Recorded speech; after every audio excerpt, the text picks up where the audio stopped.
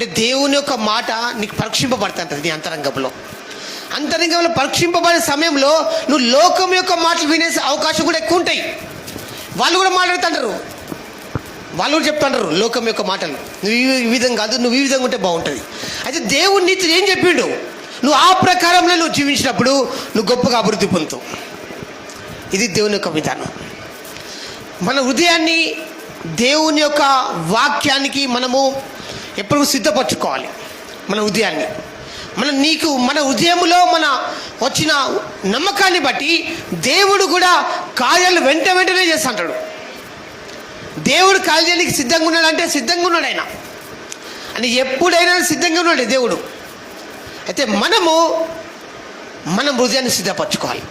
కానీ ఇస్సాకు తన యొక్క హృదయాన్ని సిద్ధపరచుకున్నాడు. చుట్టూ ఉన్నది వ్యతిరేకమైన పరిస్థితి, కానీ ఎవరు కూడా కరువులో ఎండల మధ్యలో విత్తనమే